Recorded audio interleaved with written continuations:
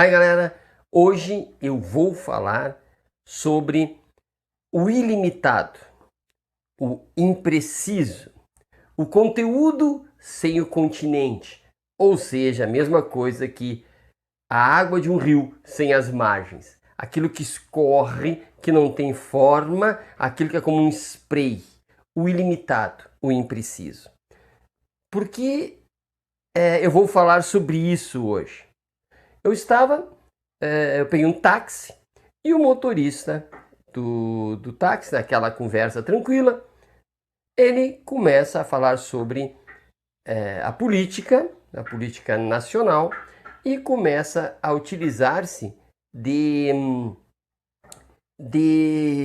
ia dizer conceitos, eu vou usar por enquanto, usando-se de conceitos como se fossem limitados, conceitos como se fossem determinados, como se fossem conhecidos, esses conceitos em toda a sua amplitude. Por exemplo, todo político é ladrão, que mais? Todas as pessoas têm sede de poder, que mais?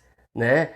Se foi condenado é porque tinha culpa no cartório, se usa muito aqui no sul, né? Tem culpa no cartório, né? Então, partia-se da ideia, ou ele partia da ideia que ele sabia o que era política, ele sabia o que era poder, ele sabia o que era culpa, ele sabia como trabalhava um cartório, né? Provavelmente ele sabia que ele poderia ser estar falando do cartório do fórum, podia estar falando do cartório civil, não sei, né? Provavelmente ele sabia do que ele estava falando. Claro que não. Ele estava utilizando-se de imprecisões. Ele estava falando daquilo que se espraia no ar como um vírus ainda não detectado. Então, a vantagem de utilizar-se de pseudoconceitos, esses conceitos ilimitados, é que eles se espargem muito fácil. E por imitação e por sonoridade repetida, as pessoas acabam comentando, se referindo a expressões como se elas fossem precisas e como se o interlocutor soubesse exatamente o que o primeiro falante queria dizer. Então, o taxista, excelente pessoa, mas ele partia do princípio que eu tinha o mesmo, abre aspas e fecha aspas, conhecimento que ele. Entretanto, eu percebia facilmente que esses conceitos, essas falas eram difusas, confusas e que, portanto, pairavam no ar, né? Não só dentro do veículo, mas que parava pelas cidades, pelos estados, pelo país, conceitos que basta respirar perto e ele te penetra.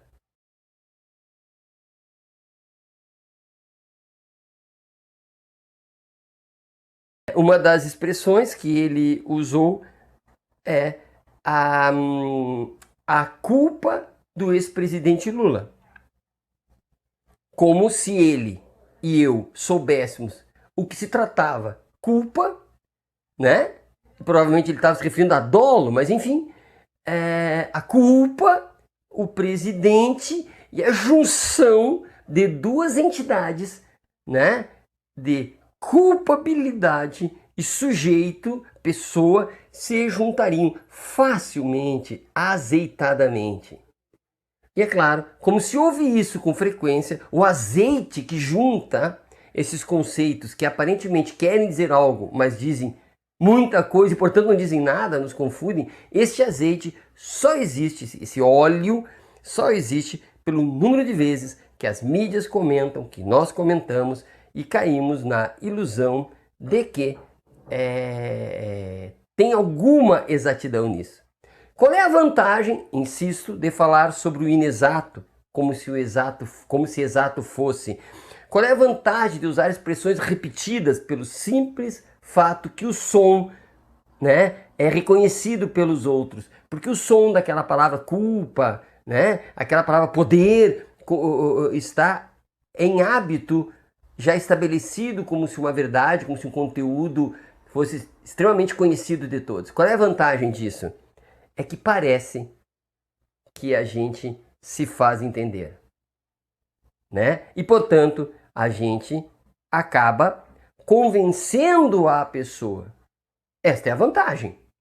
Desvantagem disso. Basta a pergunta: o que tu queres dizer com isso? Por que disseste isso? Qual a relação disto com aquilo? Quais os limites disto que tu está dizendo? Até onde é verdade, até onde é mentira?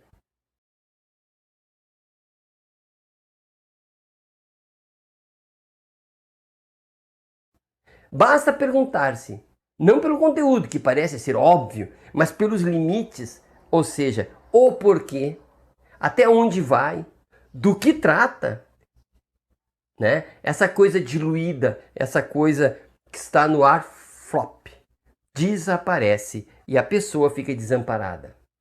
Por outro lado, quando nós perguntamos o porquê, nós estabelecemos limites para o que o outro está falando. Limite significa fronteira. A fronteira delimita um conteúdo, né? Esse conteúdo não pode sair desses limites. E quem está fora terá extrema dificuldade de entrar nesse conteúdo porque é um limite, né? Esse limite é óbvio que é conceitual, é imaginário, é ideal, né? Esses limites são estabelecidos pelo estudo, pela reflexão sobre tudo aquilo que é dito sobre aquele conceito, né? Culpa, o que é isto? Até onde vai? Qual é a diferença de culpa e dolo? Enfim, o que é o poder? Aonde está o poder? Podemos morrer pelo poder? O que é isto? Quando nós vamos respondendo a isso, nós vamos estabelecendo limites. Qual é a vantagem do limite? A vantagem do limite é que, se eu sei definir, organizar, esse meu conteúdo bem delimitado, nossa, é um míssil. Tem um poder destruidor, um poder perfurante terrível. Porque eu sei do que eu falo. E quando eu digo, quando eu projeto isso, eu vou atingir o outro. Eu vou atingir a fronteira do que o outro está dizendo, os conceitos do outro. E eu vou propor estes limites e vou jogar. Pode ser de encontro, colidindo, ao encontro, se somando, mas eu sei o que eu estou falando. Eu sei até onde eu posso ir. Né? Tem coerência interna e tem coerência externa, no sentido de que um conceito, né, se somando ao outro, interagindo com o outro, faz uma baita coerência, uma baita ideia. Desvantagem. Ora, se no primeiro caso o deslimite, né, palavras jogadas ao vento como uma névoa, elas parecem verdadeiras, mas são frágeis. Por outro lado, por serem frágeis, por estarem em todos os lugares, por não terem limites, é muito difícil argumentar com quem acha que sabe aquilo que não sabe. E fica repetindo aquelas palavras habituais. E às vezes até pessoas em volta ouvem e por hábito concordam com o outro. É difícil argumentar se não há limite. Percebem? Se não há limite, fica difícil, porque ora o sentido de poder será no sentido político, ora se usará o poder no sentido de força, ora no sentido argumentativo, e aí vai. Então não sabe nem o que é o poder. Daqui a pouco o interlocutor não sabe nem mais do que você está falando. Percebem?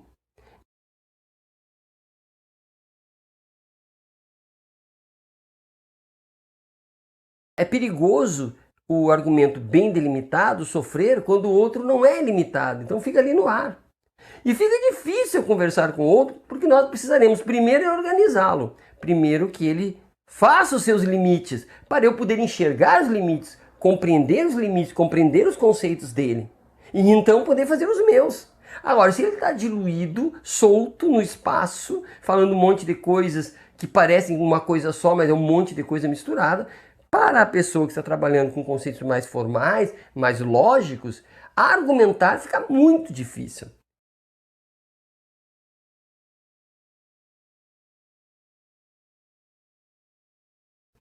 Até uma linearidade de pensamento, uma organização lógica de pensamento fica difícil, porque até para eu encontrar contra-argumentos é preciso que eu haja um argumento. Se é um argumento, eu teria contra-argumento. Mas se aquilo que parece um argumento é um monte de coisa confusa, eu não posso contra-argumentar.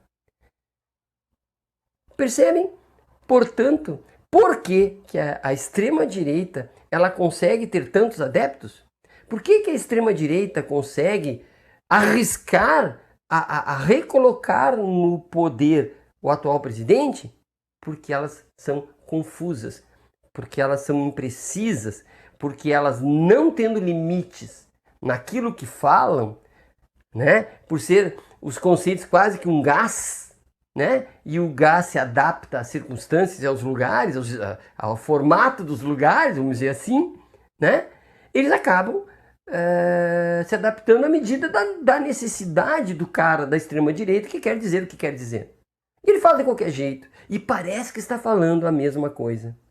O atual presidente, portanto, sabedor do deslimite e hábil falador de deslimites, ele parece ter uma coerência, mas não tem. E as pessoas acreditam que ele tem essa coerência e vão seguindo-o. Muitas vezes, o que o presidente quer é o mal do seguidor. Mas a palavra é a mesma. Parece que o seguidor e o mestre estão dizendo a mesma coisa, mas não estão dizendo, mas a palavra é a mesma. Parece dizer a mesma coisa, mas não diz. Mas como ela é diluído, fluido, difícil de identificar, né? A pessoa acaba cedendo e acaba seguindo.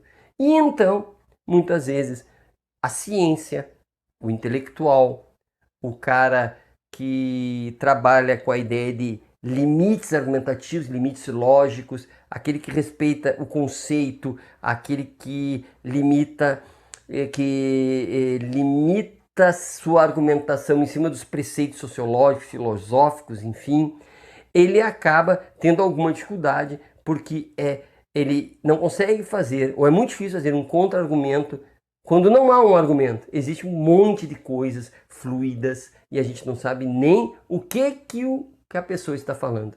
No taxista, que eu não contra-argumentei, eu percebi que não havia argumento. O que haviam eram palavras sonoras, né? E este som, eu ouvi o som e compreendia mais ou menos o que ele queria dizer, mas não me arrisquei a perguntar o que tu queres dizer com aquilo que tu dizes.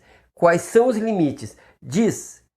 Diga para mim o que tu quer dizer daqui até aqui, em que situação histórica, em que situação política, qual é o contexto para que eu pudesse argumentar. Entretanto, eu teria que ensinar é muito forte. Eu teria que ensaiar com o meu interlocutor como se pronunciar de uma maneira mais ou menos precisa, mais ou menos limitada por conceitos ou conceitos limitados por uma questão lógica, para que eu pudesse interpretar o que ele queria dizer. Então ele, um pouco mais preparado, poderíamos então discutir com alguma vantagem para nós dois. Então eu poderia até convencê-lo, ou ele me convencer, porque que o que ele estava entendendo era razoável, era pertinente, e o que eu tinha a dizer não era tão razoável nem tão pertinente quanto ele. Entretanto, ele continuou como estava, diluído, deslimitado, fragmentário, como 90% da população se encontra no nosso país, e eu do meu lado ali pensando em limites, pensando em argumentação lógica, coerente, sequencial, né, historicamente fundamentada, cientificamente fundamentada, né, literariamente fundamentada. Fiquei ali até um tanto confuso. Ainda bem que eu estava vacinado contra este vírus, o vírus da inexatidão, do deslimite, e que parecem ser exatos e parecem terem limites conceituais, mas não tem. Abraço e até a próxima.